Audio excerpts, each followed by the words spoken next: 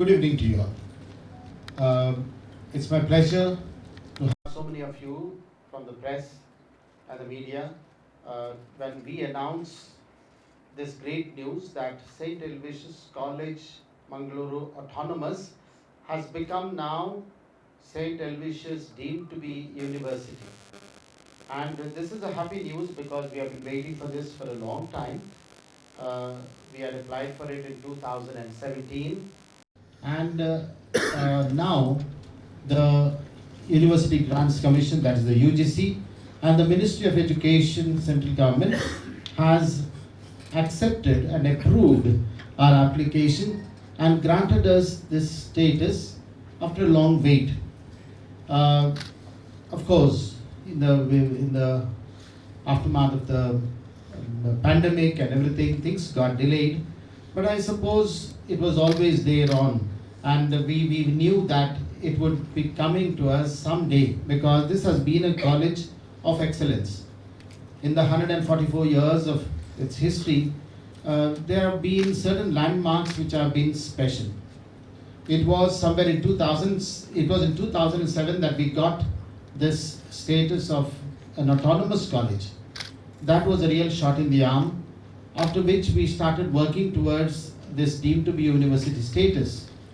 If you see the NAC ratings, we have always had a good NAC rating, even up to 3.67 out of 4 in the as a rating that we got, which is A++, and that is highest in the district and one of the good ratings in the state. So also the NIRF rankings was necessary for us because the UGC also stipulates that we have to be one among the first 100 institutions in order to get this status. And amongst 40,000 odd colleges in this country, we have managed to get it within 100. And these were the only 2 colleges in the state who got it, and ours was one. The other one is from Bangalore, another Jesuit college. But then we were happy that we got it here in Mangaluru, although it's a smaller town, and therefore we were elated when we got that NIRF ranking. It was within 100, and therefore we were moving towards this goal of becoming deemed to be university. Of course, the Ministry of Education, along with the UGC, had to look forward to many things among us. What we were, they checked, they had to use various parameters to judge this institution, especially for the physical and the digital infrastructure, the curriculum design, the research and innovation, the graduate outcomes, the student attainment levels, the placements, the vision and mission of this institution. All these were taken into consideration. They have made a thorough study, and we feel proud that we have stood the test, and we have made this town of Mangaluru come on the map of India because of our education. And we are proud of the curriculum that we have, the students that we have, and the staff especially, who have made us proud by getting this particular achievement of getting the status of the St. Aloysius deemed to be university. I pass it on to the principal to give you more ideas about how exactly it happened and what happened, and what this deemed to be university status means to us. Before that, I would like to also say one small little thing, that is, we have believed in this quality education. We have a philosophy of education where we believe all students should be having an opportunity to study here. All those who aspire to come to St. Aloysius, whatever background they come from, especially economic background, the poor students.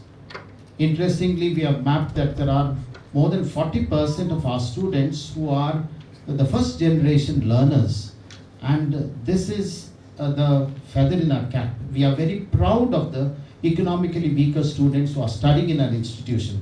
They have done us proud. They have achieved a lot. And when we see placements from among them, we feel happy. And that is the service that we are giving to our students. There are so many alumni who are passed out with this institution who are also wishing that someday this institution would get that status. It has taken its time. It definitely has brought us great joy and jubilation. But we are looking at it not so much as a goal that we have achieved, but then a task that we have before us.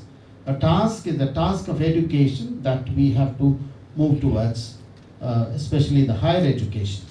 So I pass it on to Father Praveen Matis, the principal of the college, to speak about for the future. So there will be administration reaching because they say the vice chancellor all that. Definitely. That process has to be done according to the regulations. We'll be following that regulation. Is it a 2023 regulation? It is to be 2023 regulations. All the things has to be followed by 2000 according to 2023 regulations. That time it was Board of Management. Now it is considered as Executive Council. And the Executive Council members, earlier it was about 10, now it is 13. So a lot of changes are there in those kind of systems.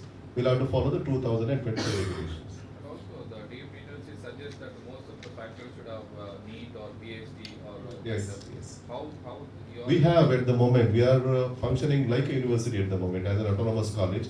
We have been serious about it. We have got more than about 150 faculty who are with PhD, many are with registered PhD, more than about 200 of them with NET and KSET. They are just like university we are functioning. So that way is only a process to take it further.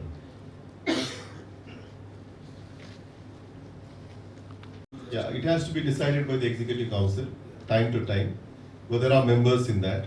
So we'll have to take a decision in that body. According to that, we will continue. The fees structure will change as well. Fee structure also depends on again the Executive Council, because everything has to be decided there. Yes. Accordingly, whenever they suggest, because we follow the UGC regulations, we follow those regulations, and also the expert members will be there in those bodies, and accordingly, as they suggest, follow the system and then move forward. the executive council university they are represented. ಹೌದು university ಅಂದ್ರೆ UGC ಇಂದ ಹೌದು one of the members is a UGC nominee. State ಗೌರ್ಮೆಂಟ್ಗೆ ಏನು power ಇರುತ್ತೆ ಅದರ ಮೇಲೆ? State ಗವರ್ಮೆಂಟ್ಗೆ ಅಂದ್ರೆ ಅನುದಾನ ಕೊಡ್ತಾ ಇರೋದ್ರಿಂದ ಅನುದಾನ ಕೊಡುವ ಕೋರ್ಸ್ಗಳಿಗೆ ಅವರಿಗೆ ಹಿಡಿದೆ ಇಲ್ಲ ವಿಬಿಗೆ ಮತ್ತೆ ನಮ್ಗೆ ಏನು ಸಂಬಂಧ ಇರುವುದಿಲ್ಲ ಅಂದ್ರೆ we come under UGC directly. On becoming deep, are you planning to introduce any new courses which are not? Yeah, we have plans, but I think everything has to come in the Executive Council. We'll have to follow the process. We'll have to start with the Board of Studies now. So immediately we are working on the Board of Studies. Usually if you have to start any course, Board of Studies has to suggest. Then it has to go to the Academic Council, then to the Executive Council, and it has to be implemented.